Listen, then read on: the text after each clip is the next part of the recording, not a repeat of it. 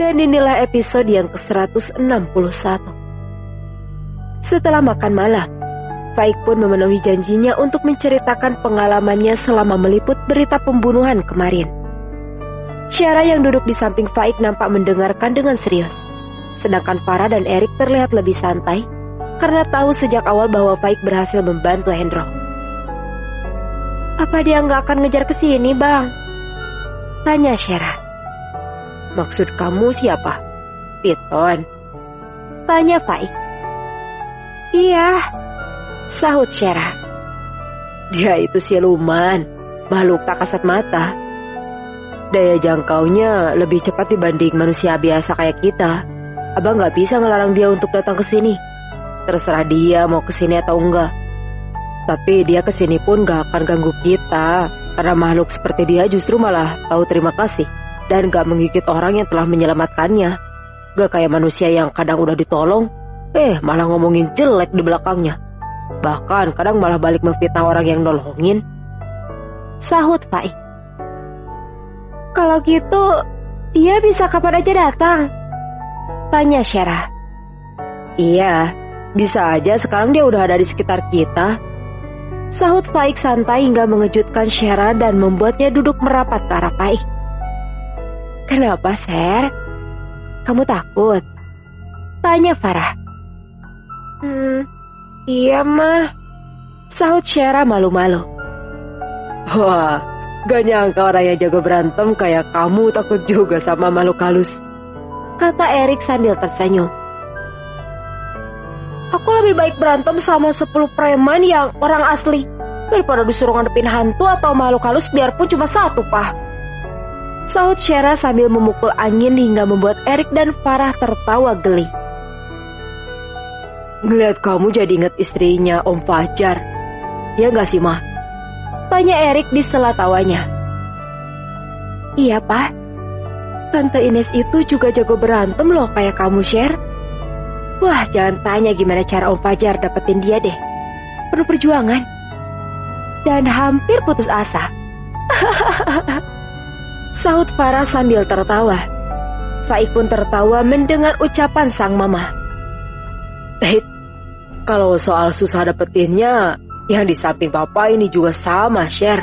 Selain galak, jago berantem, dokter, susah banget naklukinnya," kata Erik lalu merangkul pundak Farah erat sambil menatapnya mesra. Farah tersenyum lalu menepuk paha suaminya dengan wajah merona. Sedangkan Syara nampak terkagum-kagum melihat hubungan kedua mertuanya yang tetap dekat dan mesra meskipun sudah memiliki cucu. "Jangan lupa, besok kita mulai fitting baju ya anak-anak," kata Farah sebelum masuk ke dalam kamar. "Siap, Mah," sahut Syara dan Faik bersamaan hingga membuat Farah tersenyum. Lalu Farah mengikuti langkah Erik yang masuk ke dalam kamar. Sedangkan Syara dan Faik masih melanjutkan menonton televisi sambil berbincang. Saat jeda iklan, Syara masuk ke kamar untuk mengganti pembalut. Namun saat mengecek ke dalam tasnya, Syara tak menjumpai pembalutnya. Rupanya pembalut Syara tertinggal dan itu membuat Syara panik. "Kenapa, sayang?" tanya Faik yang melihat Syara kebingungan. Itu, sahut Syara ragu. Itu apa?" tanya Faik sambil mendekat ke arah Syara. "Aku kehabisan pembalut," sahut Syara sambil menundukkan wajahnya. "Oh itu, sini abang beliin ke minimarket depan sebentar. Emang kamu pakai merek apa sih?" tanya Faik menawarkan diri. "Jangan, Bang, aku gak enak, masa nyuruh kamu yang beli," tolak Syara sambil mencekal tangan Faik dengan lembut. "Gak apa-apa, kamu kan istriku.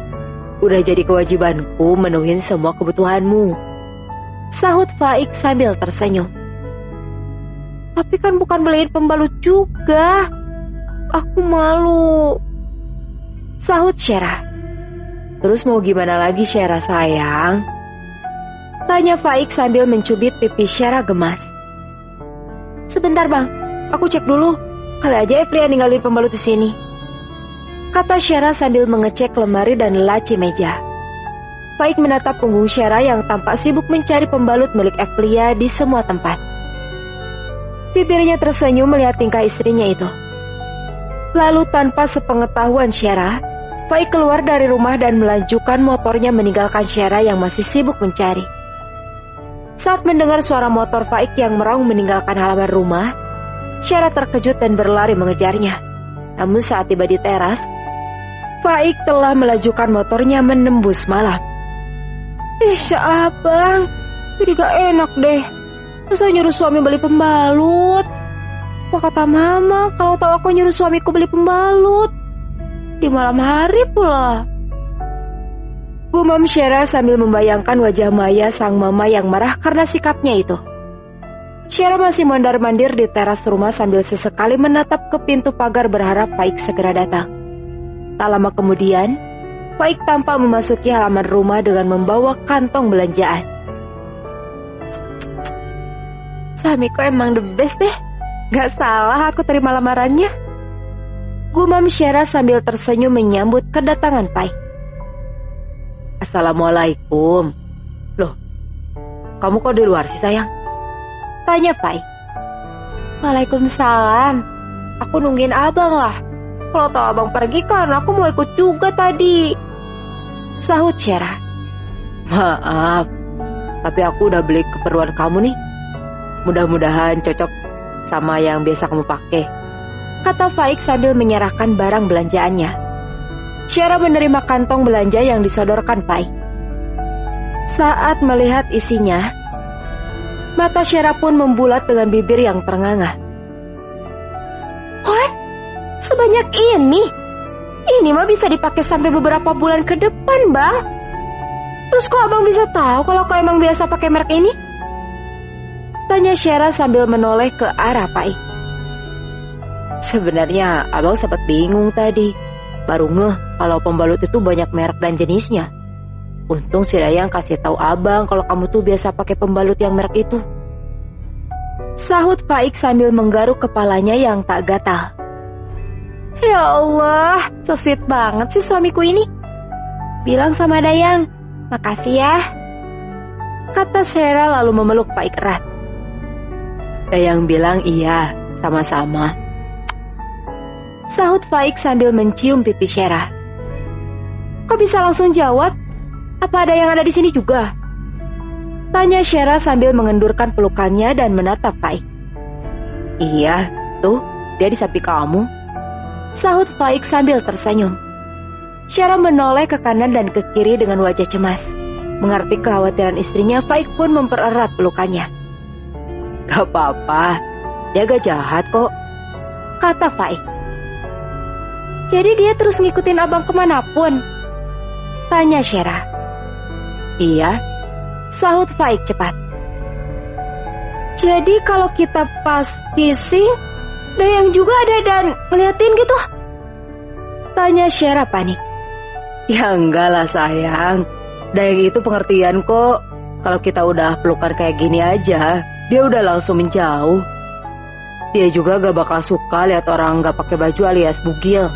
Jadi kamu tenang aja, Dayang gak bakal ganggu malam pertama kita nanti kok, sahut Faik sambil mencium bibir Syera. Ih, besar mesum, kata Syera lalu melepaskan pelukan Faik dan masuk ke kamar dengan cepat. Di dalam kamar Syera menekan dadanya karena jantungnya kembali berdetak cepat. Nampak rona merah di wajahnya saat mengingat ciuman singkat Faik di bibirnya tadi. Bersambung. Dan inilah episode yang ke-162. Resepsi pernikahan Faik dan Syera pun digelar di sebuah gedung. Walau tak semewah pernikahan para selebritis ibu kota, namun kesan yang ditampilkan dalam resepsi Faik dan Syera memang berbeda. Keseharian Syera yang tomboy dan cuek, hari itu menjadi lebih feminim dan anggun. Apalagi Syera memutuskan untuk berhijab mulai hari itu yang merupakan hadiah terbaik untuk Imron dan Faik tentunya. Karena mulai hari itu, Syera akan tampil lebih tertutup sesuai syariat Islam. Dan itu artinya memberi pahala untuk ayah dan suaminya. Saat melihat penampilan Syera pertama kali usai dirias di ruang yang berbeda dengannya, Faik nampak terkejut sekaligus terharu. Jika tak sedang ada di tempat umum, mungkin Faik akan berlari dan mencium Syera saking bahagianya. Faik menatap penuh cinta ke arah wanita yang telah dinikahinya 6 minggu lalu itu. Sedangkan Syera nampak tersipu saat menyadari tatapan Faik yang terkunci pada dirinya. "Gimana bang? Kakak ipar terlihat lebih glowing ya?" kata Evlia sambil menggendong bayinya. "Iya, cantik, sangat cantik. Abang jadi terharu ngelihat Syera pakai hijab El. Semoga itu buat selamanya ya," sahut Faik penuh harap. "Insya Allah bang, Kak Syera bilang kalau udah niat berhijab saat resmi abang nikahin bulan lalu. Tapi karena masih harus stok baju syar'i dulu, makanya baru sekarang terlaksana. Anggap aja ini momen perdana," kata Evlia sambil tersenyum. Faik pun tersenyum bahagia lalu menghampiri Syera. Saat tiba di hadapan Syera, keduanya saling menatap dan tersenyum. Faik meraih tangan Syera lalu mendaratkan ciuman mesra di kening Syera. "Alhamdulillah, abang senang lihat kamu tampil kayak gini sayang. Makasih, udah mau jadi istri yang sesuai dengan impianku," bisik Faik di telinga Syera. "Sama-sama bang, tolong bimbing aku jadi wanita yang lebih baik lagi ya," pinta Syera sambil berusaha menahan air matanya yang hendak jatuh. "Insya Allah, kita sama-sama belajar lebih baik sesuai tuntunan agama ya sayang," sahut Faik lalu memeluk Syera erat. Momen itu disaksikan keluarga besar Faik dan Syera. Mereka nampak tersenyum dan bertepuk tangan saat Faik kembali mengecup kening dan pipi Syera. "Cukup bang, make upnya ntar luntur deh, kebanyakan dicium. Udah yuk, semua siap-siap di posisi masing-masing," kata Evlia tiba-tiba hingga membuat Faik sedikit kesal karena kesenangannya terganggu. Semua orang tertawa mendengar ucapan Evlia. Heru nampak mengacungkan jempol ke arah Evlia karena berhasil mengerjai Faik. Sedangkan Syera nampak menyembunyikan wajahnya karena malu. Lalu semua anggota keluarga berbaris di belakang pengantin. Faik nampak memeluk pinggang Syera. Dan lagi-lagi Evlia protes karena sikap Faik yang tak sesuai dengan yang seharusnya. Evlia menyerahkan bayinya kepada Farah lalu menghampiri Faik dan Syera. "Peluk pinggangnya, ntar aja bang. Ntar Kak Syera malah jatuh. Abang gandeng gini aja deh," kata Evlia gemas sambil menautkan jemari Faik dan Syera. Sikap Evlia lagi-lagi menggundang tawa. Semua nampak maklum karena Evlia lebih dulu menikah dibanding Faik. Jadi sudah mengerti aturan main dalam iring-iringan pengantin. MC mulai membuka acara kemudian meminta pengantin hadir ke dalam ruangan. Tak ada acara adat apapun, karena keluarga Imron dengan Erik memang tak ingin terlalu repot. Saat iringan pengantin memasuki aula, para tamu yang memang telah hadir pun nampak menoleh ke arah pintu yang terbuka. Diawali dengan 2 orang pria yang berpakaian seragam batik warna biru memasuki ruangan lebih dulu. Di belakangnya nampak sepasang pengantin berjalan perlahan sambil tersenyum. Semua tamu tampak berdecak kagum melihat penampilan sepasang pengantin itu. Syera nampak mengenakan gaun panjang bernuansa silver dan biru metalik yang menjuntai hingga ke lantai. Gaun berhiaskan kristal Swarovski itu melekat di tubuh Syera dengan apik. Hijab warna biru yang senada dengan warna gaun nampak serasi dengan mahkota besar berwarna silver yang bertengger manis di atas kepalanya. Make up natural Syera membuat aura kecantikannya makin terpancar. Senyum pun tak lepas dari bibirnya hingga membuat Faik tak ingin berpaling dari istri cantiknya itu. Sedangkan Faik mengenakan setelan pakaian yang senada warnanya dengan yang dikenakan Syera. Hiasan motif warna silver tersebar di bagian pundak dan ujung bajunya hingga membuatnya terlihat gagah dan tampan.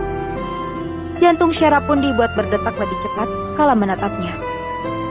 Saking gugupnya, jemari Syera pun terasa dingin dalam genggaman tangan suaminya. Di belakang sang pengantin terlihat keluarga sang pengantin. Yang wanita mengenakan gamis berukat warna biru langit. Sedangkan para pria mengenakan batik biru lengan pendek khusus untuk Erik dan Imran, mengenakan pakaian khusus berwarna biru dongker. Saat rombongan pengantin memasuki ruangan, Para tetangga dan kerabat dekat tampak menatap cemas ke arah Shera yang saat itu mengenakan high heels berwarna silver. Mereka teringat momen saat Shera hampir tersungkur di akad nikah tempo hari. Tapi rupanya kekhawatiran mereka tak terbukti, karena Shera bisa melangkah dengan tenang dan lancar. Apalagi Faik menggenggam tangannya dengan erat seolah memberi kekuatan tersendiri untuk Shera. Acara resepsi pernikahan Faik dan Shera berjalan lancar. Tak ada kendala apapun hingga membuat Sohibul Hajat dan para tamu merasa puas. Setelah menggelar acara resepsi, Faik dan Shera kembali ke rumah Erik. Kali ini Shera langsung masuk ke kamar Faik yang sebelumnya telah dihias menjadi kamar pengantin. Bahagia tak terkira hati Faik, karena akhirnya bisa tidur sekamar dan seranjang dengan Shera. Malam ini gak ada alasan lagi buat tunda malam pertama kita ya sayang. Bisik Faik saat mereka baru saja menutup pintu kamar. Yang nunda tuh siapa bang? Kan kamu yang gak mau ngambil hak kamu, sahut Shera santai. Kamu tuh pinter ngeles ya, kayak mama. Bukan aku gak mau, tapi kamu kan tidur di kamar Evlia. Gimana cara ngelakuinnya sih sayang? Kata Faik gemas hingga membuat Shera tertawa. Kata Evlia, kamu mau ajak aku honeymoon ya bang? Emang bener? Tanya Shera. Iya, kamu mau kita honeymoon kemana? Tanya Faik sambil mencium Shera lalu menggendongnya ke tempat tidur. Kamu tanya sama aku, tapi permintaanku mungkin gak sama loh kayak pengantin wanita pada umumnya, sahut Shera sambil menatap Faik.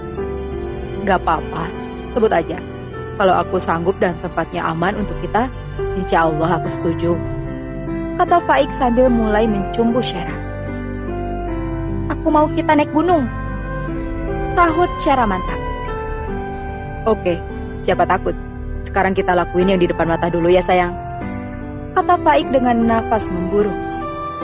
Mandi dulu yuk bang, gerah banget nih, rengek Shera manja. Faik menghentikan kegiatannya dan menatap Shera.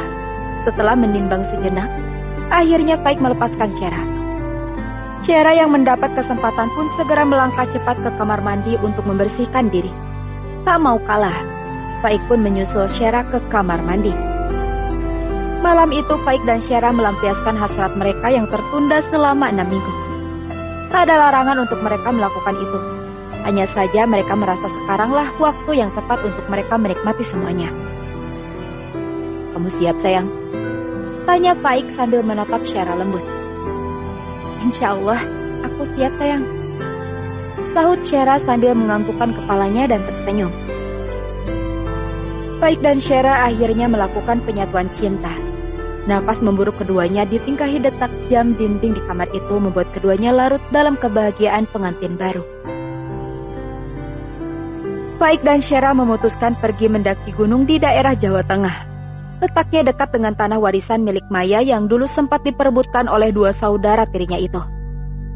Sedikit membuat kehebohan karena keluarga terkejut mendengar rencana mereka. Namun toh keluarga besar tak ada yang bisa melarang keputusan sepasang pengantin baru yang unik itu. Dan mereka kini sudah tiba di lokasi di kaki sebuah gunung yang sering dijelajahi oleh para wisatawan. Untuk sampai di titik start pendakian, mereka harus menaiki sebuah mobil atau bus yang melintas di jalan itu. Tiba-tiba mereka dikejutkan dengan sebuah mobil yang melintas cepat di depan mereka. Saking cepatnya membuat Shera, Faik dan beberapa orang wisatawan asing menoleh ke arah sesuatu yang lewat dan hanya menyisakan angin saja di belakangnya. Namun Faik dapat melihat jelas jika mobil yang baru saja melintas adalah mobil hantu. Karena Faik melihat beberapa penampakan meskipun jaraknya lumayan jauh dari tempat Faik dan Shera berdiri. Bersambung. Dan inilah episode yang ke-163. Shera yang merasa ada keganjalan saat sesuatu melintas di depan mereka nampak menatap Faik dengan tatapan penuh tanya. Mengerti arti tatapan sang istri, Faik pun berusaha menenangkannya dengan cara memeluk dan mencium kening Shera. Bukan apa-apa, cuma angin aja. Fokus dan jangan banyak kelamun ya.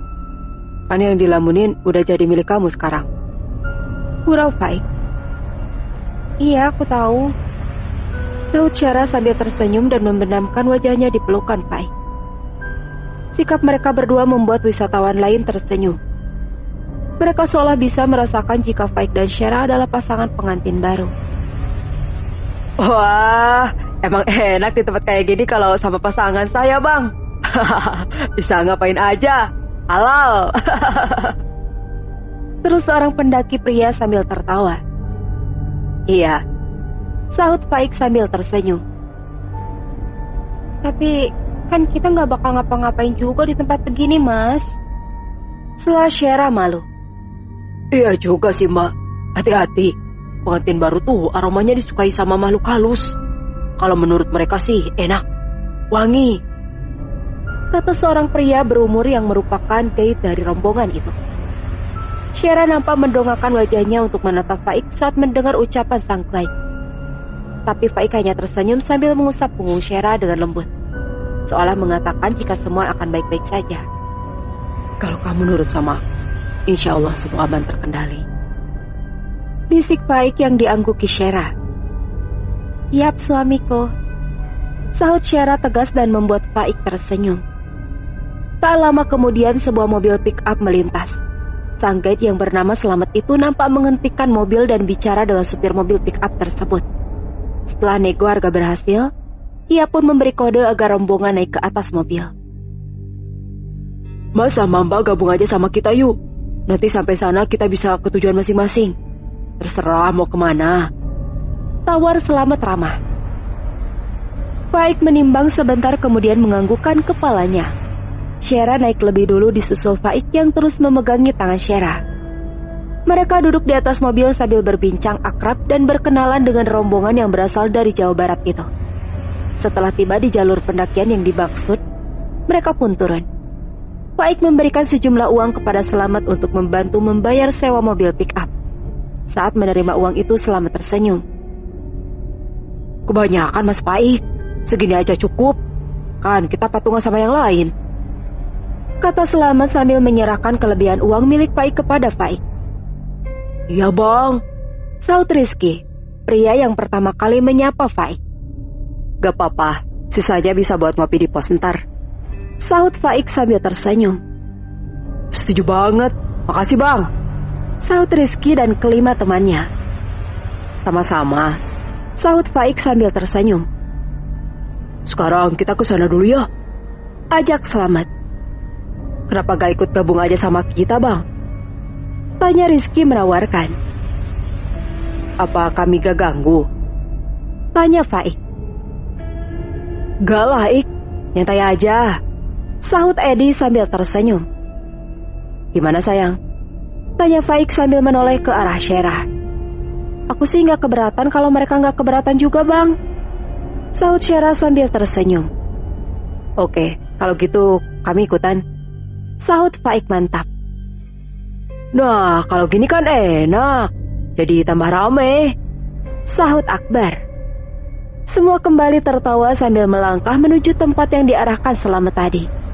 Rombongan Rizky terdiri dari 5 laki-laki dan 1 perempuan. Mereka adalah Rizky, Edi, Akbar, Mahes, Iqbal, dan Pinkan. Mereka berenam berteman sejak SMP. Kali ini mereka pergi mendaki dalam rangka melepas salah satu teman mereka yang akan menikah, yaitu Mahes. Unik dan seru, kata Faik.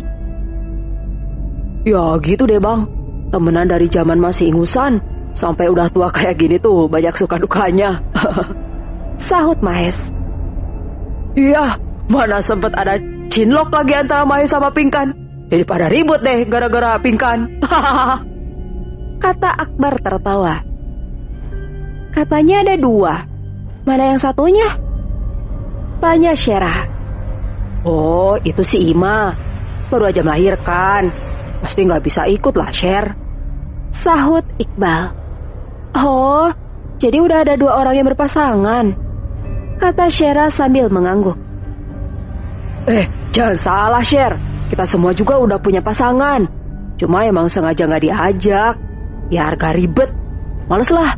Lagi kumpul sama teman, bercanda, ada yang jealous. Pulang-pulang ribut, terus putus. Nah, supaya gak kejadian kayak gitu, mendingan gak diajak aja sekalian. Biar gak jadi bumerang. Sahut Rizky disambut tawa semua temannya. Tapi sebentar, gue pernah lihat lo di mana ya bang? Kayaknya familiar banget deh, kata Iqbal mencoba mengingat. Muka gue emang pasaran kok. Hampir semua orang baru yang ketemu gue pasti bilang kayak gitu, sahut Faik santai. Gak, tapi gue serius bang. Lo bukannya reporter TV Sahabat itu ya? Muhammad Faik Islami kan? Kata Iqbal antusias. Faik menoleh ke arah Syera sambil tersenyum kemudian mengangguk. Iya, tapi please gak usah heboh ya. Gue sama istri gue lagi refreshing nih. Jadi pura-pura gak tahu aja, biar gak ada yang nguber minta tanda tangan gue nanti. Gurau Faik. Oke, sip lah kalau gitu, sahut Iqbal disambut tawa temannya. Lalu mereka memutuskan istirahat sebelum lanjut ke pos 2. Faik dan Syera segera berwudu untuk melaksanakan sholat asyar. Melihat Faik dan Syera sholat, maka Rizky dan kelima orang lainnya pun ikut sholat. Rupanya Pingkan tak membawa mukena. Dan dengan senang hati Syera meminjamkannya kepada Pingkan. Sedangkan Selamat memilih menjauh karena dia penganut aliran kejawen. Saat Rizky dan kelima temannya sedang sholat berjamaah, Selamat tampak berdiri menghadap ke arah pepohonan di sebelah utara. Rupanya Selamat sedang berkomunikasi dengan makhluk tak kasat mata di sekitarnya. Hal itu tak lepas dari pengamatan Syera. Faik yang melihat tingkah Syera pun memeluknya dengan gemas, sambil memberi ciuman di bibirnya dengan cepat. Ih, abang nih, gak enak kan kalau dilihat sama yang lain, kata Syera sambil menepuk lengan Faik. Kan mereka lagi sholat, kalau Pak Selamat lagi ngobrol sama penghuni sini. Daripada kamu ngelamun kan lebih baik dikis biar ada kesibukan, sahut Faik asal. Mana ada nyari kesibukan pakai kis? Itu mah bisa-bisanya kamu aja, kata Syera sambil melotot. Faik tertawa mendengar ucapan Syera. Lalu ia menarik Syera ke dalam pelukannya dan melabuhkan kecupan singkat di keningnya. Setelah cukup beristirahat, mereka pun kembali melanjutkan perjalanan menuju pos 2. Perjalanan lumayan menyita perhatian karena medan yang mulai menanjak dan cuaca yang mulai gelap saat menjelang maghrib. Saat itu mereka juga berpapasan dengan rombongan lain atau bahkan searah dengan beberapa rombongan kecil yang akan menuju ke pos berikutnya. Syera nampak berbincang akrab dengan Pingkan yang berjalan di belakang, sedangkan Faik berjalan tepat di belakang Syera. Perjalanan mulai terasa mencekam saat ada beberapa orang mendahului rombongan mereka. Seolah terburu-buru hendak ke suatu tempat, rombongan Rizky sempat terpengaruh hingga tak sadar mengikuti mereka.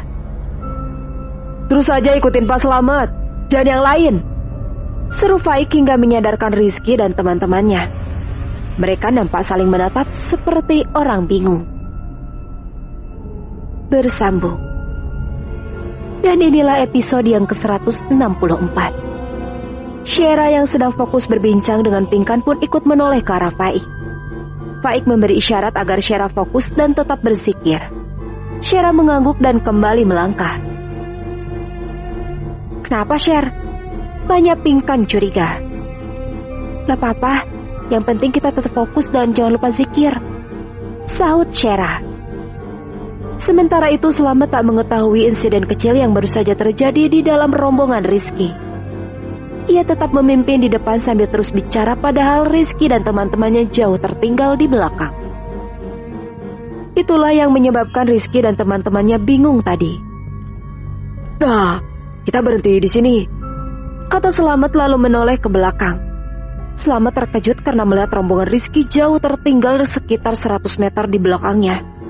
Padahal Selamat merasa jika ia memimpin rombongan itu tadi.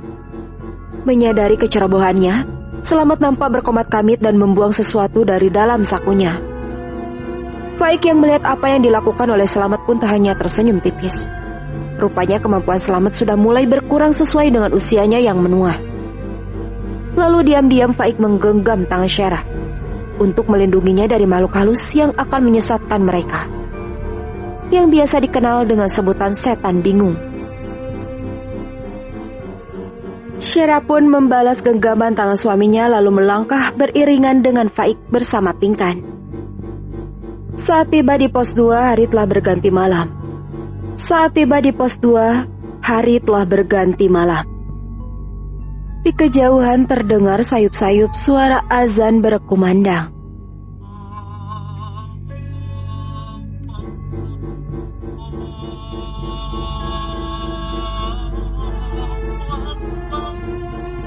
Di pos yang juga terdapat musala kecil itu pun mereka melaksanakan sholat maghrib berjamaah secara bergantian.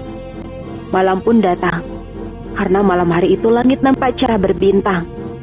Mereka memutuskan tak mendirikan tenda dan tidur di alam terbuka. Hanya satu tenda yang didirikan untuk Syera dan Pinkan beristirahat nanti. Mereka berbincang sambil menikmati segelas kopi yang dibeli di warung.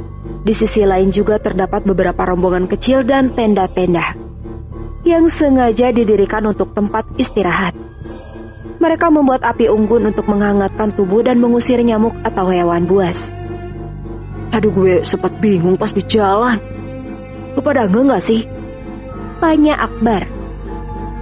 Iya, gue juga bingung.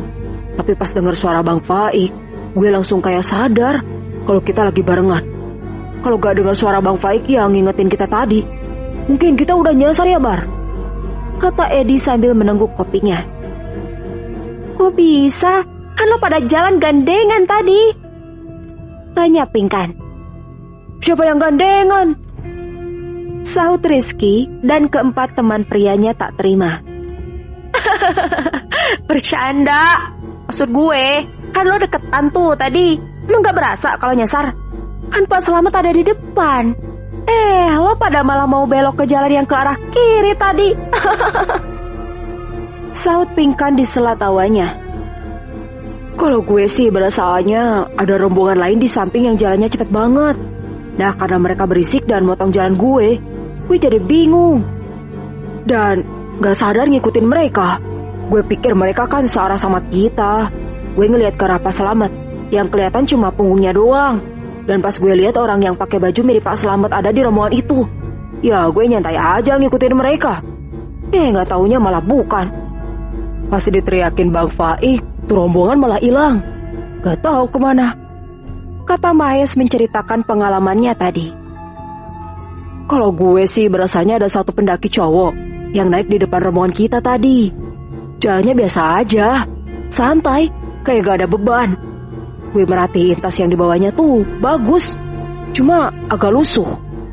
Pas gue lihat penampilannya juga kayak gak pernah mandi berhari-hari, agak kucal gitu. Nah, pas Bang Faik teriak tadi, gue kaget. Dia juga kaget. Pas dia mau nengok, tahu-tahu gue ditepuk sama si Rizky. Gue nengok dulu ke Rizky. Pas gue nengok ke arahnya lagi, malah udah gak ada. Kata Iqbal sambil mengusap tengkuknya yang tiba-tiba terasa dingin. Yang kalian lihat tadi adalah hantu para pendaki yang tewas di sekitar sini beberapa tahun yang lalu. Kata Selamat tiba-tiba sambil mengembuskan asap rokoknya ke udara. Semua terkejut mendengar ucapan Selamat, kecuali Faik. Makanya jangan bengong, fokus dong kayak gue sama Syera. Kata Pinkan sambil memeluk Syera. Iya, beruntung lo gak ngeliat penampakan tadi. Kalau ngeliat, gue pastiin lo bakal sawan deh. Sahut Edi kesal. Ya nggak mungkin dong, Beb. Kan aku udah ingetin supaya zikir terus sama Syera yang baik hati ini. Kata Pinkan. Ucapan tak sengaja Pinkan yang memanggil Edi dengan sebutan Beb membuat semuanya terdiam dan saling menatap. Wajah Edi terlihat gusar karena merasa akan mendapat hukuman dari sahabatnya nanti. Sedangkan Pinkan terlihat santai sambil menikmati coklat panas di gelasnya. Jadi sejak kapan kalian jadian? Tanya Rizky dengan tatapan mengintimidasi. Pinkan tersedak mendengar pertanyaan Rizky. Sedangkan Edi nampak mengusap wajahnya yang berkeringat. Semua mata kini menatap ke arah Pinkan dan Edi bergantian. Syera dan Faik nampak menahan tawa melihat apa yang terjadi di depan mereka. Sesaat kemudian Edi berdiri lalu menghampiri Pinkan dan mengulurkan tangannya. Pinkan pun menyambut uluran tangan Edi malu-malu. Gue mau kasih pengumuman penting nih. Gue sama Pinkan udah jadian kira-kira sejak 5 bulan yang lalu. Kita rencana mau married tahun depan. Makanya minta doanya supaya rencana gue sama Yayang gue nih bisa terwujud, kata Edi sambil merangkul pundak Pinkan. Amin, sahut Faik dan Syera bersamaan. Semua menoleh ke arah Faik dan Syera lalu ikut mengaminkan ucapan Edi. Lalu mereka berenam berdiri dan saling memeluk sambil tertawa bahagia. Faik mengabadikan momen tersebut dengan kamera ponselnya. Menyadari Faik memotret mereka pun sengaja berpose dengan berbagai gaya. Lalu mereka pun mulai berfoto di berbagai sudut sambil tertawa bahagia. Setelah matanya tersenyum melihat kebahagiaan mereka. Hingga akhirnya malam pun makin larut. Syera dan Pinkan pun masuk ke dalam tenda dan langsung tertidur. Sedangkan Faik dan keenam pria lainnya tetap duduk melingkari api unggun. Sesekali mereka bergantian tidur dan berjaga. Faik nampak menatap ke kejauhan. Ia tahu jika ada sepasang mata yang mengawasi kegiatan mereka sejak tadi. Namun nampaknya hanya Faik yang menyadari hal itu. Tapi tidak dengan Selamat yang tertidur nyenyak di seberang Faik. Tiba-tiba Faik melihat sosok melayang mendekat ke arah Rizky dan Mahes yang asyik bernyanyi sambil memetik gitar.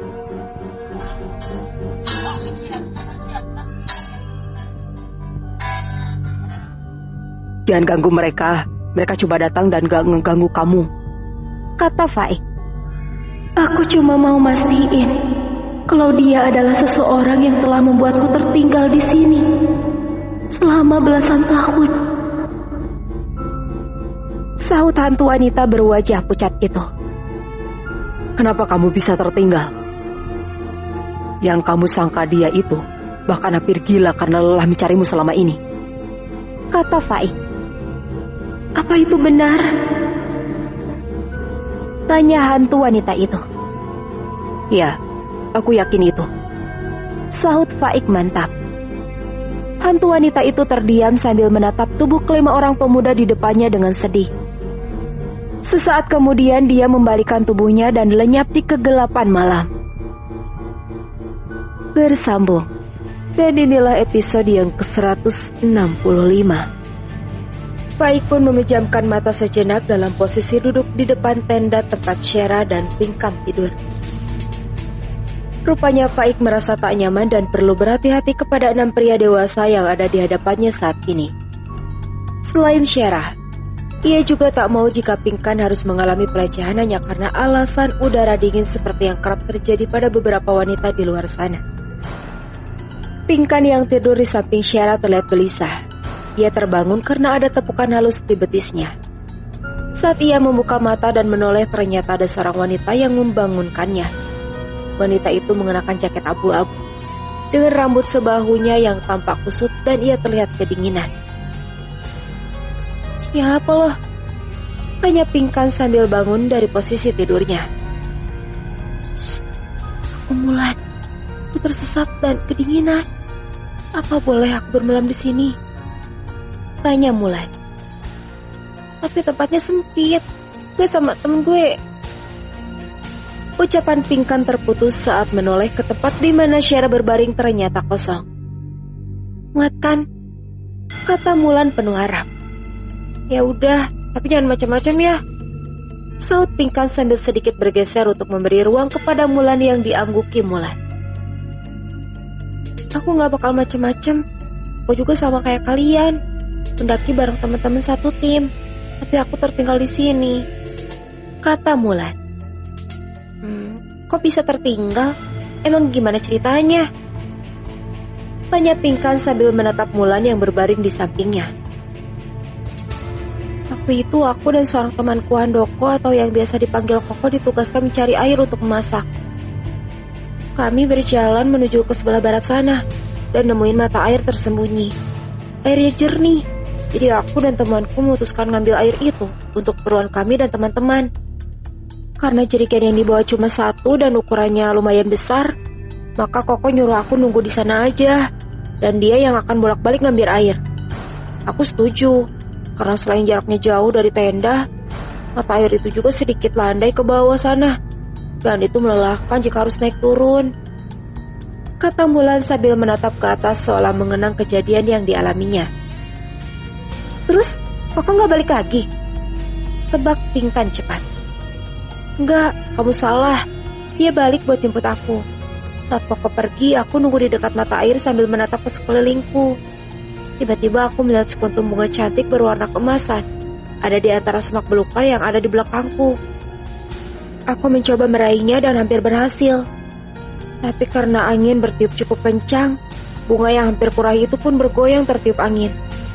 Aku jatuh terjengkang ke belakang dan masuk ke dalam semak-semak itu. Saat aku mencoba bangun, ternyata banyak bunga yang sama di semak-semak itu dan membuatku lupa saking takjubnya. Lama kemudian Koko kembali dan dia kelihatan bingung. Aku memanggil namanya hingga suaraku serak, tapi Koko nggak juga menoleh. Aku panik karena aku nggak bisa menyeberangi semak-semak itu. Aku ada di depan Koko tapi dia nggak ngelihat aku. Lalu Koko pergi memanggil bantuan. Beberapa orang teman dan petugas pun datang mencariku. Tapi aku heran, kenapa mereka nggak bisa melihatku? Dan karena kelelahan, mereka pun berhenti mencariku.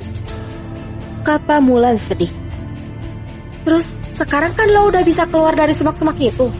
Kenapa nggak pulang ke rumah? Tanya Pingkan bingung. Aku nggak bisa, sahut Mulan sambil melengos. Kenapa? Tanya Pingkan lagi. Tak ada sahutan. Rupanya Mulan telah terlelap saking lelahnya. Sesaat kemudian Pingkan pun menyusul pergi ke alam mimpi. Faik membangunkan anggota rombongan satu persatu untuk melaksanakan sholat subuh. Usai melaksanakan sholat subuh bergantian, semua kembali bersiap untuk melanjutkan perjalanan menuju pos 3. Saat itulah Pingkan pun nampak menoleh ke kanan dan ke kiri seperti tengah mencari seseorang. Kenapa, Yang? Tanya Edi sambil mendekat ke arah Pingkan lalu menepuk bahunya. Aku cari Mulan. Kalian ada yang ngeliat Mulan gak? Tanya Pingkan sambil menatap anggota rombongan satu persatu. Semua terkejut mendengar jawaban Pingkan dan saling menatap dengan tatapan bingung. Mulan? Siapa Mulan? Tanya Syera. Itu cewek yang semalam tidur sama gue, sahut Pingkan sambil merapatkan jaketnya. Cewek yang tidur sama lo kan gue, tapi seingat gue gak ada orang lain. Dan semalam kita kan cuma berdua, Ping, kata Syera meyakinkan. Kan lo keluar semalam, Sher. Pas gue lihat ke sebelah, lo gak ada kok. Gue kirain lo tidur sama Bang Faik di luar tenda. Kalau lo gak keluar tenda, artinya lo tidur di samping gue. Tapi kok lo gak lihat Mulan? Jadi yang semalaman ngobrol sama gue di tenda itu siapa dong? Atau jangan-jangan gue cuma mimpi? Tanya Pingkan takut. Suasana mendadak mencekam di pagi itu. Nafas Pingkan terlihat memburuh. Ia hampir menangis karena mulai mengerti apa yang terjadi sesungguhnya. Syera maju lalu memeluk Pingkan erat untuk meredakan rasa takutnya. Gak apa-apa, Ping, gak usah takut.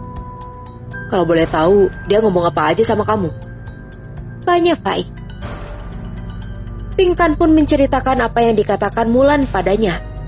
Saat cerita berakhir, bersamaan dengan matahari yang terbit di ufuk timur, begitu cantik dan hangat. Semua nampak terpesona dengan keindahan alam di pagi itu. Mereka berzikir mengiringi terbitnya matahari hingga nampak bulat sempurna, dengan warnanya yang jingga keemasan. Masya Allah, Alhamdulillah, seru Faik sambil memeluk Syera dengan erat. Untuk sejenak mereka melupakan cerita tentang Mulan, hingga akhirnya mereka tersadar saat mendengar isak tangis Pingkan yang nampaknya merasa ketakutan. Sorry Ping, sekarang kasih tahu di mana letak mata air yang dibilang Mulan. Tanya Faik. Katanya di sebelah barat, sahut Pingkan sambil menghapus air matanya. Apa Mas Faik mau mencari mata air itu? Tanya Selamat sambil menatap tak suka ke arah Faik. Iya, mungkin kita bisa membantu Mulan menemukan jalan pulang, sahut Faik optimis. Tapi kan Mas Faik tahu kalau mustahil buat Mulan untuk pulang, kata Selamat lagi. Perdebatan singkat antara Faik dan Selamat membuat semua anggota rombongan tak enak hati. Namun mereka lebih memilih mendukung Faik dan bersama-sama pergi ke arah barat, mencari mata air yang dimaksud. Letaknya yang berada di lembah memang cukup menyulitkan. Saat tiba di sana, mereka memang menemukan mata air yang mengalir deras dari celah bebatuan. Saat menatap ke sekelilingnya, Faik melihat sosok Mulan ada dan terkurung di balik semak belukar yang ada di batu besar tempat ia menunggu Koko dulu. Faik tersenyum miris karena ternyata ia tak bisa membantu Mulan keluar dari sana. Kita berdoa untuk Mulan supaya dia bisa menemukan jalan pulang setelah ini, kata Faik lalu mulai memimpin doa. Terlihat air mata jatuh di wajah Mulan saat mendengar doa yang dilantunkan untuknya. Setelah selesai berdoa, mereka pun pergi meninggalkan tempat itu dan kembali melanjutkan perjalanan. Jadi Mulan itu kenapa, Bang? Tanya Rizky penasaran. Dia udah masuk atau nyebrang ke dunia lain. Dia bisa ngelihat dan mendengar kita, tapi kita nggak bisa ngelihat dia. Gak ada jalan untuk kembali pulang, karena dia memang terperangkap di sana selamanya, sahut Faik. Jadi sebenarnya waktu Koko balik buat jemput Mulan, dia udah nyebrang ke dunia lain itu? Tanya Edi. Iya, saat itu Koko dan yang lainnya nggak bisa ngelihat Mulan, walau Mulan berteriak memanggil mereka. Mereka hanya dipisahkan satu sekat tipis dan tak terlihat yang tak bisa ditembus oleh apapun. Sampai sekarang Koko masih datang untuk mencari Mulan di tempat itu dan berharap bisa menemukan Mulan. Meskipun Koko udah nikah dan punya cucu, Koko menyesal telah meninggalkan Mulan di sana waktu itu, sahut Faik sambil mengeratkan genggaman tangannya di jemari Syera. Jadi itu udah puluhan tahun yang lalu, dan bukan salah siapa-siapa kalau Mulan tertinggal di sana, gumam Pingkan sedih. Betul, Ping. Semua takdir Allah yang Maha Kuasa. Kita nggak bisa menentang takdir. Mungkin cara Mulan nyebrang ke dunia lain adalah dengan cara memetik bunga yang sebenarnya terlarang untuk dipetik. Di sini ada pelajaran yang bisa kita ambil, yaitu hormatilah aturan yang ada dimanapun kamu berada. Kalau ada aturan jangan petik, artinya nggak boleh dipetik. Kalau ada aturan jangan diinjak, ya artinya nggak boleh diinjak, dan seterusnya, sahut Faik. Semua terdiam dan mengerti dengan penjelasan Faik. Kini mereka kembali melangkah menuju puncak gunung. Mereka tak tahu kejadian mistis apalagi yang menanti mereka di depan sana. Bersambung. Dan inilah episode yang ke-166. Faik berjalan di depan Syera. Di belakangnya rombongan Rizky mengikuti. Selamat menatap tak suka ke arah rombongan di depannya. Tak ingin membuang waktu, mereka melanjutkan perjalanan menuju pos berikutnya. Perjalanan berjalan lancar. Saat tengah berjalan, tiba-tiba Pingkan menjerit karena melihat sesuatu di sampingnya. Semua menoleh ke arah Pingkan. Tak ada apapun di sana. Syera memeluk Pingkan untuk menenangkannya. Kenapa? Lo lihat apaan? Tanya Mahes. Nggak ada, gue kepleset, sahut Pingkan. Tapi Faik yang mengetahui apa yang terjadi sesungguhnya hanya tersenyum, karena ia tahu apa yang dilihat Pingkan. Saat itu Pingkan melihat sosok penampakan makhluk tinggi besar di samping Edi. Sosok itu menatap tajam ke arah mereka sambil tersenyum. Namun karena wajahnya yang menyeramkan membuat senyum itu terasa menakutkan untuk dilihat. Tak ingin membuat suasana menjadi lebih menegangkan, Faik pun mengajak mereka melanjutkan perjalanan. Saat melewati tebing mereka berhenti untuk istirahat. Faik mengingatkan mereka agar fokus dan tetap berzikir. Malam kembali menjelang. Setelah lelah mendaki mereka kembali beristirahat. Malam itu terasa berbeda dengan malam sebelumnya. Karena malam itu suasana terasa lebih sepi dan mencekam. Di kejauhan terdengar lolongan anjing hutan dan binatang malam lainnya. Syera merapatkan jaketnya untuk menghalau dingin. Faik pun menggenggam tangan Syera untuk menyalurkan rasa hangat. Sesekali matanya menatap Syera seolah memastikan keadaan istri cantiknya itu baik-baik saja. Tiba-tiba di depan mereka lewat satu rombongan pendaki berjumlah belasan yang entah menuju kemana. Mereka lewat tanpa suara dan tanpa permisi. Semua menatap ke arah Faik seolah bertanya dan Faik menjawab dengan menggunakan bahasa isyarat agar mereka diam dan tak bicara. Setelah rombongan itu berlalu, Faik menceritakan siapa yang baru saja lewat. Mereka adalah rombongan yang akan menghadiri pesta di suatu tempat tak jauh dari sini, kata Faik. Wah, pesta. Jadi pengen tahu deh pesta di gunung kayak gimana, celetuk Iqbal. Jangan pernah nyoba pengen tahu, atau lo bakal nyesal karena gak bakal bisa balik lagi ke tempat semula kayak simulan itu, ancam Faik dengan tatapan tajam. Semua yang mendengar ucapan Faik pun terdiam sambil bergidik ngeri. Mereka mengerti jika rombongan yang baru saja lewat bukanlah manusia biasa seperti mereka. Menyadari hal itu, Syara dan Pinkan pun merapatkan diri kepada pasangan masing-masing. Suasana kembali mencekam, namun mereka mengisinya dengan zikir dan doa seperti yang dianjurkan oleh Faik. Tak lama kemudian mereka mendengar suara gamelan musik mengalun di kejauhan. Mahes dan Rizky nampak terhanyut dengan suara gamelan itu. Mereka bahkan mulai menggerakkan tangan dan kaki mereka, seolah menari mengikuti alunan musik. Tak ada yang memperhatikan karena semua sibuk dengan zikir dan doa masing-masing. Tiba-tiba Rizky dan Mahes berdiri lalu melangkah ke arah rombongan tadi. Syara yang melihat pergerakan mereka pun menyentuh lengan Faik untuk memberitahu suaminya. Faik yang memang mengetahui sejak awal pun mengangguk dan minta Syara untuk tenang. Aku bakal ikutin mereka. Kamu tetap di sini sama yang lain ya, pinta Faik. Aku gak mau kamu tinggalin, Bang, sahut Syara sambil menggelengkan kepalanya. Tapi ini bahaya buat kamu, sayang, kata Faik cemas. Bahaya sama kamu itu lebih baik daripada di sini aku cemas dan kumpul sama orang yang baru aja aku kenal, sahut Syara sambil menatap Faik lekat. Faik nampak berpikir sejenak lalu tersenyum. Maafin aku, sayang. Harusnya aku gak ninggalin kamu sama orang yang baru saja kita kenal, kata Faik sambil memeluk Syara erat. Syara membalas pelukan Faik sambil tersenyum maklum. Yuk, nanti mereka keburu jauh, kata Syara mengingatkan dan diangguki oleh Faik. Saat mereka hendak beranjak, Edi dan yang lainnya pun menoleh dan mengerutkan kening saat tak melihat keberadaan Rizky dan Mahes bersama mereka. Loh, kemana Rizky dan Mahes? Tanya Edi hingga mengejutkan ketiga temannya juga selamat sang guide. Mereka sontak menoleh dan berusaha mencari.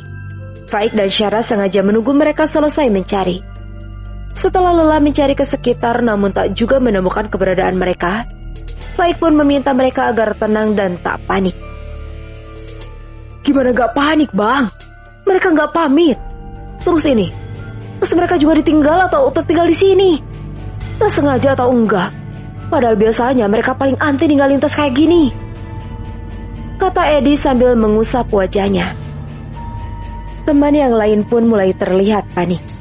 Selamat tak bisa banyak membantu karena merasa jika semua sudah di luar kuasanya.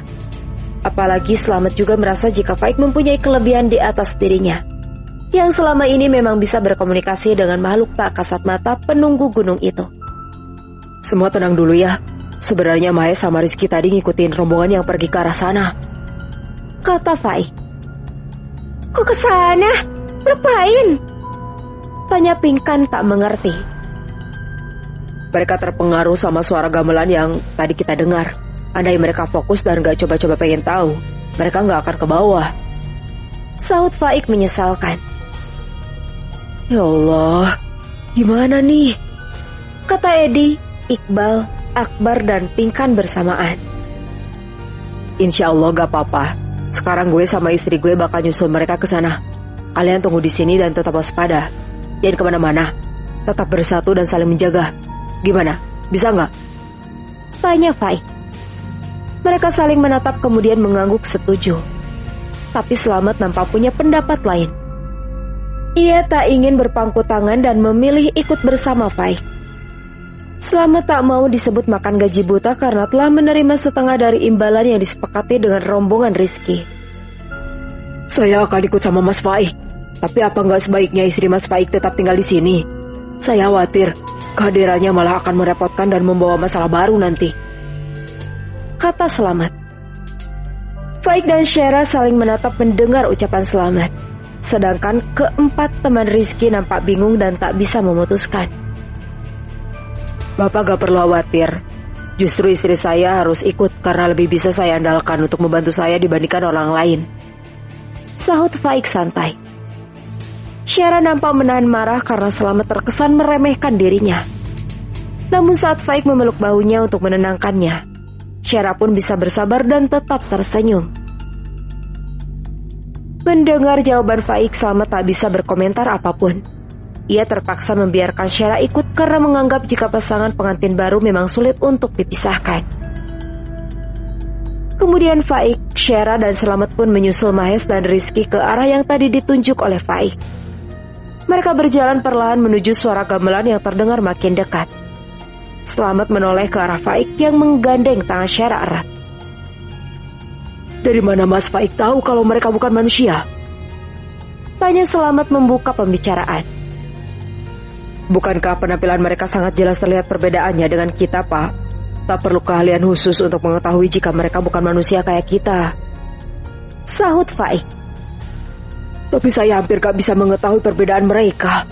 Andai Mas Faik gak bilang sesuatu tadi, kata Slamet. Gampang, Pak. Pertama mereka jalan lurus dan hanya menatap ke depan, soalnya gak khawatir kesandung. Padahal tanah tempat kita istirahat tadi cukup terjal.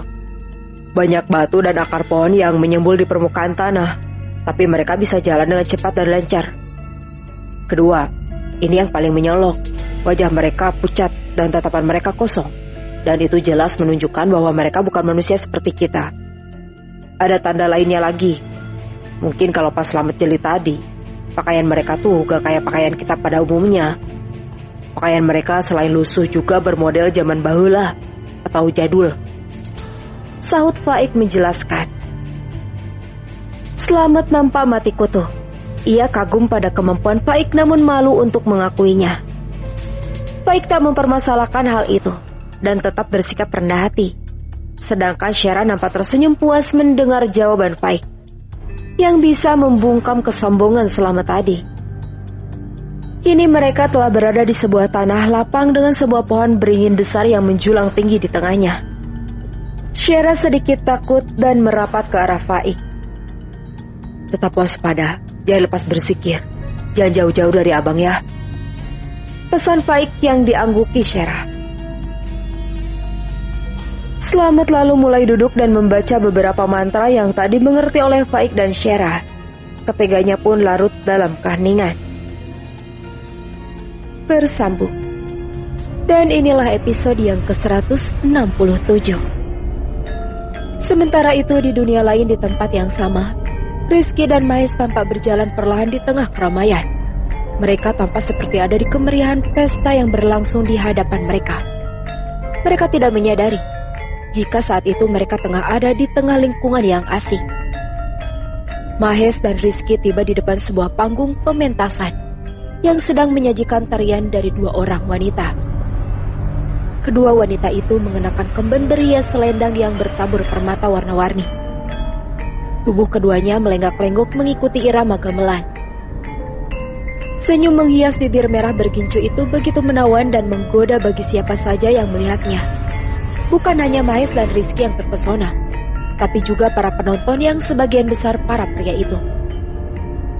Merasa jika dirinya menjadi pusat perhatian para pria, kedua wanita itu pun semakin atraktif. Mereka sengaja mempertontonkan gerakan sensual yang memancing birahi para pria. Dan sorak-sorai penonton saat keduanya sengaja menggerakkan selendang mereka hingga ujung selendang menyapu wajah sebagian penonton. Para pria yang wajah terkena sapuan selendang pun nampak beringas. Mereka naik ke atas panggung dan ikut menari bersama kedua penari itu. Mahes dan Rizky yang menyaksikan pertunjukan itu pun tampak tertawa senang karena merasa terhibur. Mereka bertepuk tangan memberi semangat kepada para penari itu. Setelah puas menyaksikan tarian dan keberingasan para pria itu, Mahes dan Rizky pun bergeser ke tempat lain. Kini Mahes dan Rizky mendekati panggung lain yang terlihat lebih indah dan wangi. Di sana mereka melihat seorang wanita berpakaian indah dengan wajah tertutup kain, duduk dikelilingi oleh beberapa wanita. Nampaknya sang wanita adalah calon pengantin yang tengah menunggu calon pengantin prianya. Seperti ada kekuatan gaib yang menariknya, Mahes pun maju ke depan mendekati pengantin wanita itu. Dan saat Mahes mendekat, para wanita yang berada di sekeliling calon pengantin wanita itu pun tampak bergeser dan memberi jalan. Mengingat keanehan yang terjadi dan ingat, jika Mahes sebentar lagi akan menikah dengan tunangannya, Rizky pun mencoba mencegah Mahes untuk maju. Namun Mahes tak peduli dan terus mendekat. Wanita yang duduk itu tersenyum bahagia saat melihat Mahes mendekat.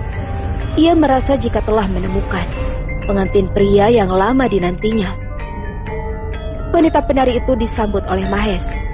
Tepuk tangan riuh pun bergema menyambut tautan jemari Mahes dan wanita itu.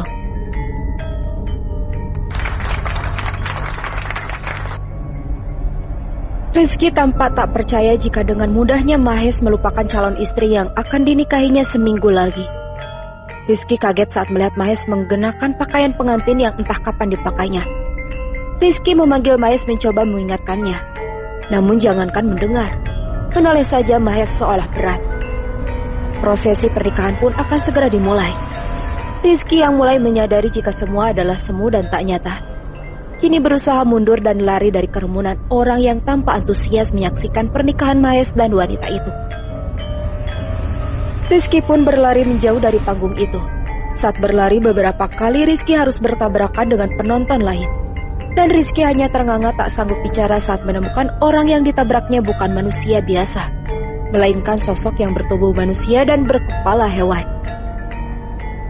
Ada yang berkepala kerbau, kuda, kambing dan lain-lain.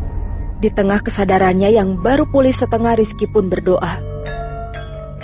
Ya Allah, tolonglah aku dan Mahes. Keluarkanlah kami dari tempat terkutuk ini. Batin Rizky penuh harap. Setelah selesai berdoa, Rizky merasa angin besar bertiup dan membuat kedua matanya pedih. Rizky refleks menutupi kedua matanya dengan tangannya. Rizky baru membuka mata setelah dirasa tak ada lagi angin yang bertiup. Saat itulah Rizky melihat Faik, Syera dan Selamat di tempat itu. Rizky mendekat, mereka bermaksud meminta pertolongan. Namun tak ada suara yang keluar saat Rizky mencoba menceritakan semuanya. Khawatir terjadi sesuatu yang buruk pada Mahes, Rizky pun menarik tangan Faik dan membawanya masuk ke alam gaib itu. Faik yang mengerti apa yang diinginkan oleh Rizky pun menuruti permintaan Rizky. Sambil menggenggam tangan secara erat, Faik pun masuk ke alam lain itu diikuti oleh Selamat. Mereka tiba di sebuah pesta yang meriah. Banyak hiasan unik dan indah tersebar di seluruh penjuru. Sebuah meja panjang berisi aneka makanan enak terlihat diletakkan di sebelah kanan dan kiri jalan masuk menuju pusat pesta. Suara gamelan yang tadi sempat menghipnotis Mahes dan Rizky pun kini terdengar lebih dekat dan nyata.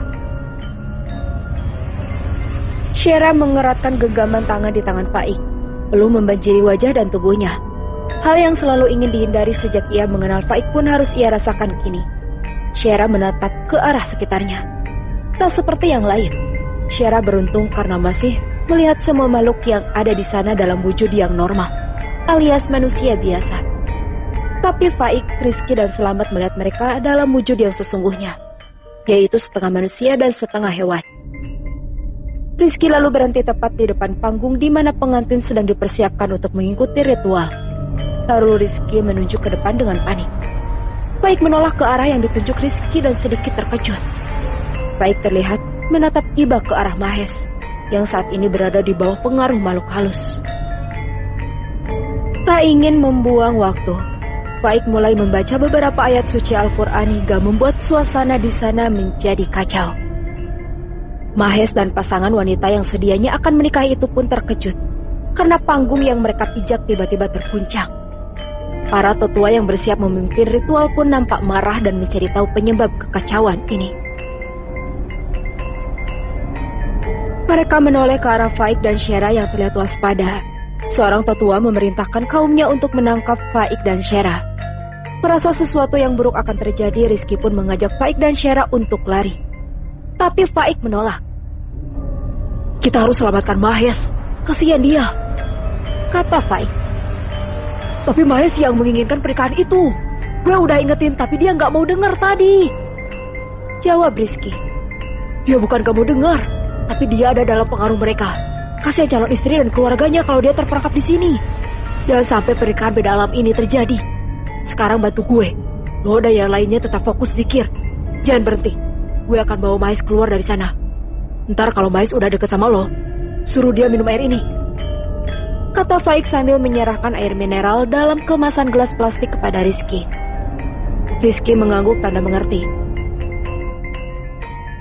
Kemudian Faik maju ke depan dan menepuk pundak Mahes. Seperti baru bangun dari tidur, Mahes terlihat linglung saat melihat keadaan diri dan sekitarnya. Lalu Faik menyerahkan untayan tasbih miliknya kepada Mahes. "Pegang ini dan lo kesana ya, temuin Rizky sama Pak Slamet," kata Faik sambil menunjuk ke arah Rizky yang tak jauh dari mereka. Bersambung. Dan inilah episode yang ke-168. Mahes mengangguk lalu mendekati Rizky. Setelah Mahes ada di dekatnya, Rizky langsung menyodorkan air yang diberikan Faik. Tanpa bertanya, Mahes pun langsung meneguk air itu, hingga tanda seolah sudah lama tak minum. Melihat calon pengantinnya pergi, sang calon pengantin wanita pun marah dan mengamuk. Ia mulai merusak apapun yang ada di sekitarnya. Para tetua terlihat panik dan berusaha menahannya. Kini Faik dan Syera dikepung oleh puluhan pria yang tanpa menatap penuh kemarahan. Rizky membawa Mahes menjauh, sedangkan Slamet nampak berkomat-kamit entah apa yang dibacanya sambil mengikuti Rizky. Faik dan Syera berdiri saling membelakangi dengan punggung yang saling menempel. Kali ini Syera mulai bisa melihat wujud asli makhluk di hadapannya, yang bertubuh hewan dan berkepala manusia itu. Namun Syera tak gentar dan terlihat siap. "Kamu siap sayang?" tanya Faik sambil melirik ke istri cantiknya itu. "Insya Allah, siap bang," jawab Syera mantap. "Maafin abang karena bikin kamu terlibat dalam masalah ini ya sayang," kata Faik tak enak hati. "Gak apa-apa sayang, aku senang bisa membantu kamu," sahut Syera sambil tersenyum dan mengedipkan sebelah matanya ke arah Faik. Melihat sikap santai Syera, Faik pun tersenyum lega. Kini Faik dan Syera fokus menghadapi serangan makhluk jadi-jadian itu. Saat makhluk di hadapannya merangsek maju, Faik dan Syera kompak membalas serangan mereka. Tak menyangka jika mendapat perlawanan dari pasangan suami istri itu, makhluk itu pun meningkatkan serangan mereka. Bahkan mereka juga mengeluarkan senjata tajam. Rizky, Mahes dan Slamet terkejut melihat sepak terjang Faik dan Syera. Apalagi Slamet. Ia merasa malu karena sempat meremehkan kemampuan Syera tadi. "Kita nggak bisa melawan mereka semua, jadi kita harus cepat sayang," kata Faik sambil terus menyerang. "Maksud abang?" tanya Syera tak mengerti. 2 menit dari sekarang, kita harus segera lari keluar dari tempat ini," sahut Faik. "Lari ke arah mana?" tanya Syera sambil menendang hingga makhluk di hadapannya terjengkang jatuh. "Ke arah gerbang tempat kita masuk tadi," sahut Faik. "Terus mereka gimana?" tanya Syera lagi. "Aku tarik Mahes, kamu tarik Rizky," sahut Faik. "Pak Slamet gimana?" tanya Syera. "Dia bisa menyelamatkan dirinya sendiri. Dia nggak akan diapa-apain sama makhluk itu," sahut Faik santai. "Oke, aku siap," kata Syera mantap. "Oke, hitungan kelima, mulai," kata Faik sambil menghitung. Faik juga memberi kode kepada Rizky dan Mahes yang mengangguk tanda mengerti. 1, 2, 3, 4, 5. "Sekarang lari!"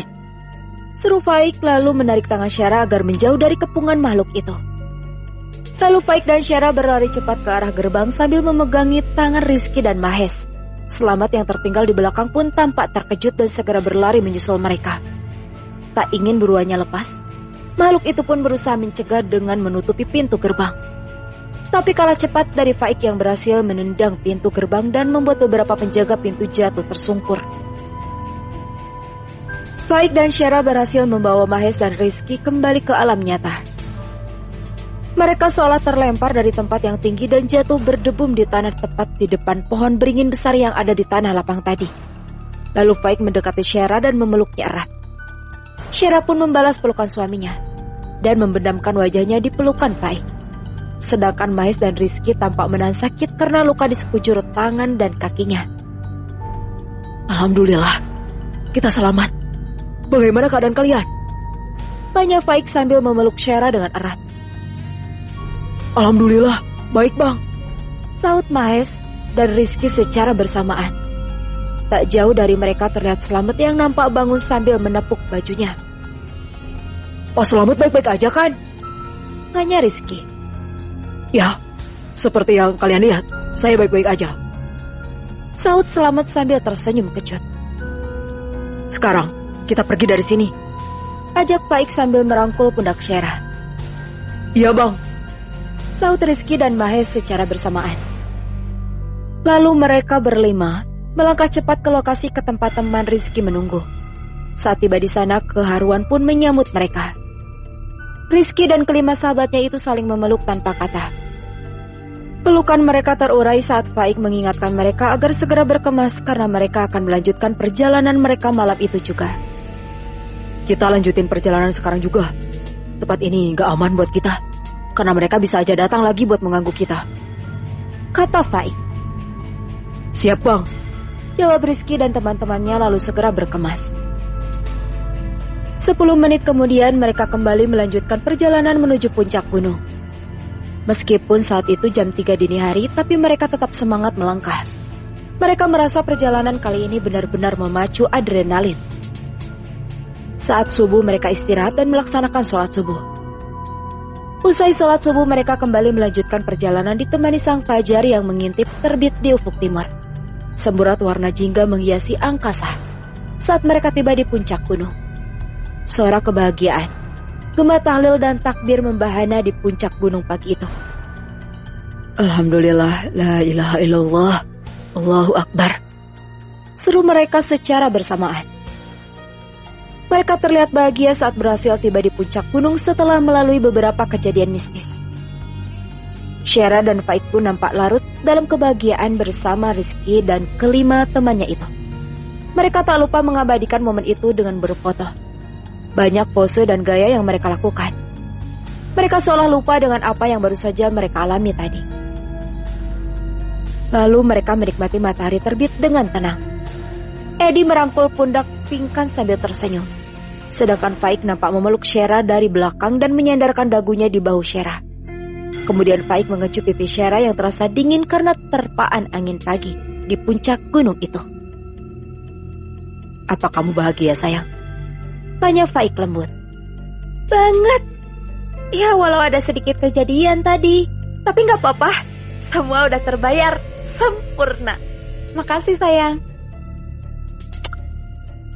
Sahut Syera sambil mengecup bibir Faik cepat. Sama-sama sayang. Fisik Faik lalu membalas kecupan Syera tadi, hingga membuat wajah Syera meronak karena malu. Selamat nampak tersenyum melihat kebahagiaan Rizky dan kelima temannya. Saat pandangannya membentur Faik dan Syera, Selamat nampak berusaha mengumpulkan kekuatan lalu mendekati keduanya. Maaf mengganggu, kata Selamat sambil tersenyum. Oh, enggak kok Pak Selamat. Ada apa ya? Tanya Faik.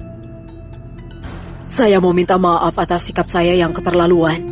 Saya akui kalau saya sudah meremehkan kemampuan Mas Faik dan Mbak Syera. Saya jadi malu. Karena ternyata kalian berdua malah bisa melepaskan Mahes dan Rizky dari alam gaib. Kata Selamat sambil menunduk. Oh, soal itu lupain aja Pak. Kami maklum kok.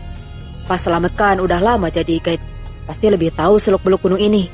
Harusnya kami minta maaf kalau kami terkesan kurang ajar dan mendahului Bapak. Kami gak ada maksud bikin Bapak malu di depan mereka. Sahut Faik tulus sambil tersenyum dan mengulurkan tangan. Sesaat Slamet ragu menyambut uluran tangan Faik. Namun sedetik kemudian Slamet menyambut uluran tangan Faik sambil memeluk Faik erat. Makasih karena udah mau maafin saya. Terima kasih juga atas pelajaran berharga yang kalian berikan untuk saya, kata Slamet dengan mata berkaca-kaca. Bersambung. Dan inilah episode yang ke-169. Rizky dan kelima temannya menghampiri Slamet lalu menyalaminya secara bergantian.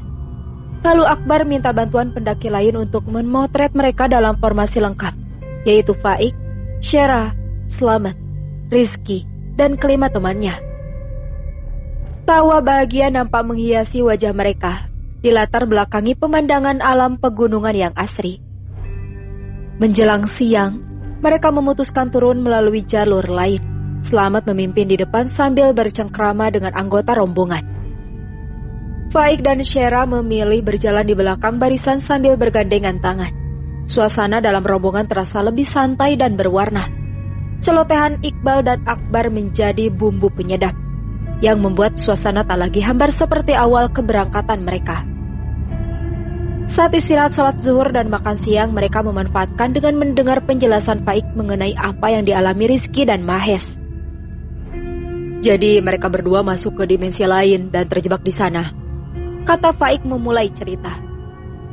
Kok bisa masuk ke sana sih? Gak ngerti gue, celetuk Iqbal. Tanya sama mereka dong, sahut Faik santai.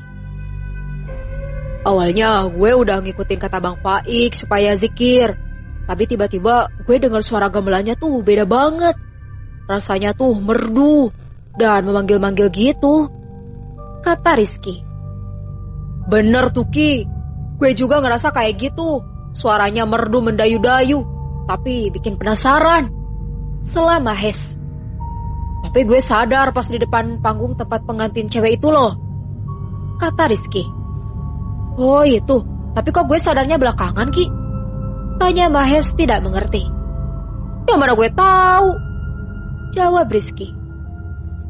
Lo berdua bisa diem gak sih? Mending Bang Faik aja yang cerita. Pusing gue dengar lo berdua berdebat, kata Pingkan menengahi hingga membuat yang lain tersenyum. Syera menepuk lengan Faik agar segera menuntaskan rasa penasaran Rizky dan temannya itu. Jadi, Rizky sama Mahes ini masuk ke dimensi lain saat di sana tengah ada pesta pernikahan. Tapi anehnya baru ada calon pengantin wanita. Calon pengantin prianya ya bisa dipastiin di antara Mahes atau Rizky, karena yang tinggal itulah yang bakal jadi pengantin prianya. Nah, pas gue sampai sana ketemu Rizky, yang ternyata udah sadar dan lagi nyari bantuan buat nolongin Mahes.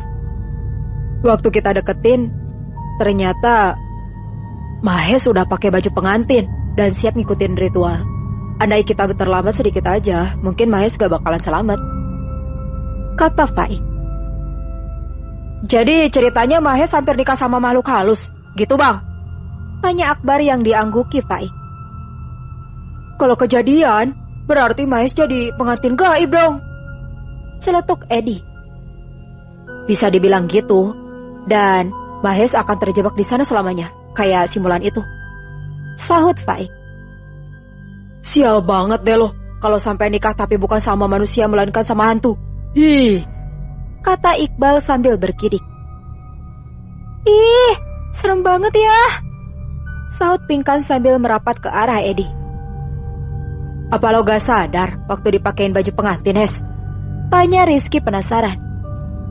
Gak ngeh gue, yang gue inget ya gue mau nikah sama tunangan gue si Vera.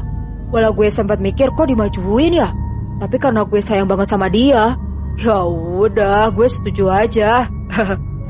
Sahut Mahes sambil nyengir. Jadi lo gak lihat tuh cewek? Tanya Akbar. Gak, emang kenapa sih? Tanya Mahes. Sudah, gak usah dibahas lagi. Yang penting sekarang Mahes sama Rizky selamat. Jangan lupa tetap zikir dan fokus dimanapun, kata Faik sambil berdiri dan meraih tas ranselnya. Melihat sikap Faik, Rizky dan temannya pun mengangguk lalu mengikuti Faik yang mulai bersiap melanjutkan perjalanan. Slamet tersenyum mendengar ucapan Faik yang berusaha tak perluas bahasan tentang pengalaman mistis mereka. Perjalanan turun berjalan lancar, dan aman juga memakan waktu lebih singkat dibanding saat mereka mendaki kemarin. Hingga mereka tiba di lokasi tempat mereka bertemu pertama kali. Meski agak bingung, tapi mereka terlihat enjoy. Setelah mengucap perpisahan dan saling jabat tangan, mereka pun berpisah. Rizky dan kelima teman-temannya memilih menunggu mobil lain. Sedangkan Faik dan Syera memutuskan menumpang mobil pengangkut sayuran yang kebetulan melintas di depan mereka.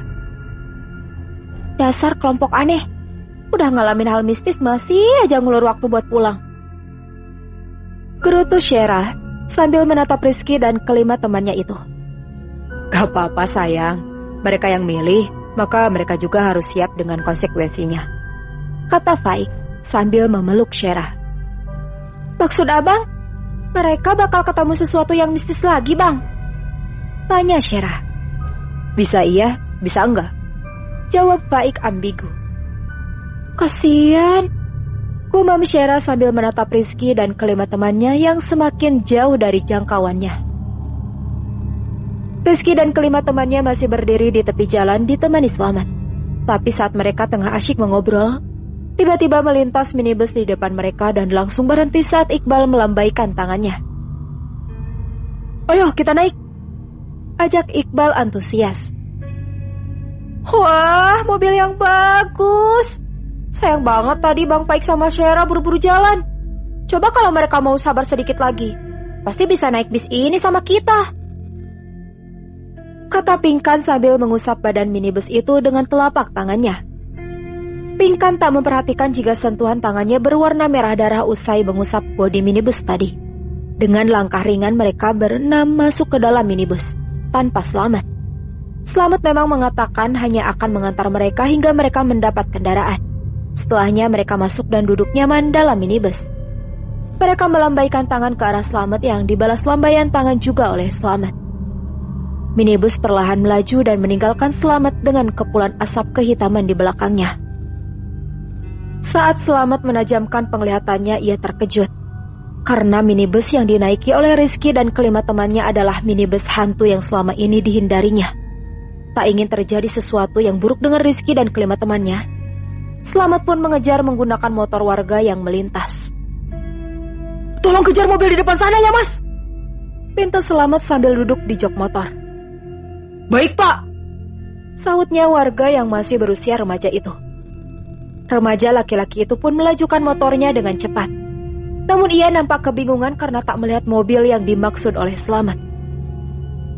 Mobil yang mana yang harus dikejar pak? Tanya remaja itu. Itu loh yang di depan sana, minibus yang warna merah hijau itu, sahut Slamet sambil menunjuk ke depan. Tapi apa yang dilihat oleh Slamet ternyata tidak dilihat oleh remaja itu. Mengira jika pria di belakangnya pikun, maka remaja itu mengalah dan melajukan motornya hingga tiba di sebuah pasar. Slamet turun dari motor sambil menoleh ke kanan dan ke kiri. Saat itulah Slamet kembali bertemu dengan Faik dan Syera. Loh, Pak Slamet mampir ke pasar juga? Tanya Faik. Gak mas, saya ngejar mobil yang dinaiki Rizky dan teman-temannya, sahut Slamet. Mobil? Tanya Faik curiga. Iya mas, saya khawatir kalau mobil minibus yang mereka naiki adalah mobil hantu mas, sahut Slamet dengan cemas. Astagfirullahalazim, sahut Faik sambil mengusap wajahnya. Faik merasa cemas saat mengetahui Rizky dan teman-temannya kembali terlibat dengan hal mistis. Bersambung. Dan inilah episode yang 170. Sementara itu Rizky dan kelima teman sudah di dalam minibus itu tanpa menyadari mobil apa yang mereka tumpangi. Di dalam minibus mereka nampak duduk santai. Karena minibus dalam keadaan kosong, maka mereka memilih duduk terpisah agar bisa meluruskan kaki. Di dalam minibus mereka merasa nyaman. Musik yang mengalun merdu, temperatur AC yang sengaja disetel tak terlalu dingin. Kursi penumpang yang empuk, sungguh sebuah kombinasi yang pas untuk mereka saat itu. Apalagi rasa lelah yang mendera membuat mereka dengan cepat terbuai ke alam mimpi. Dan jauh di belahan bumi lainnya, keluarga Mahes dan tunangannya Vera nampak sedang mempersiapkan pernikahan mereka. Saat itu Vera dan keluarganya tengah menggelar pengajian menjelang pernikahan. Pengajian digelar untuk mendoakan calon pengantin, yaitu Mahes dan Vera, agar dilindungi dari berbagai macam bahaya. Selama menjelang, saat dan usai proses pernikahan, mereka berharap semoga Allah mengabulkan doa mereka.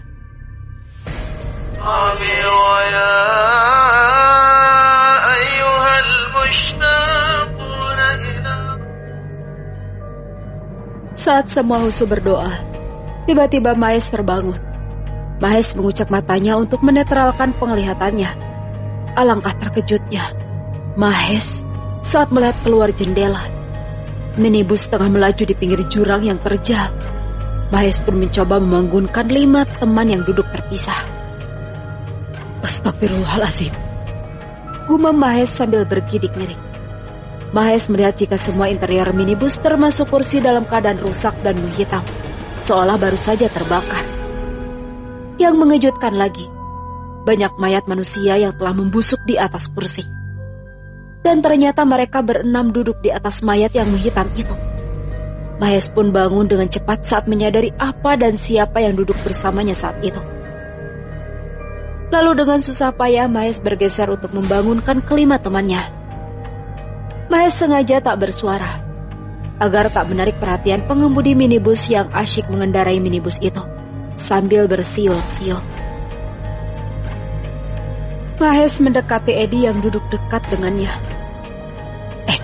Bangun Edi, seru Mahes sambil mengguncang tubuh Edi. Apaan sih Hes? Ngantuk nih gue. Emang udah nyampe, pakai bangunin segala. Sahut Edi tanpa membuka mata. Bangun dulu Ed, gawat nih. Kita ada di pinggir jurang, dan mobil ini isinya mayat semua. Kata Mahes panik hingga membuat Edi terbangun. Masa sih? Yang bener loh kalau ngomong. Sahut Edi lalu duduk dan memperhatikan sekelilingnya. Alangkah terkejutnya Edi saat melihat ke sekelilingnya. Banyak mayat yang sudah mengering dan membusuk. Sebagian bahkan telah tinggal tulang belulang saja. Ya Allah, apa lagi ini? Keluh Edi lalu bangkit dan terlihat kaget saat melihat di sampingnya juga ada mayat yang telah mengering. Edi dan Mahes lalu membangunkan 4 teman lainnya.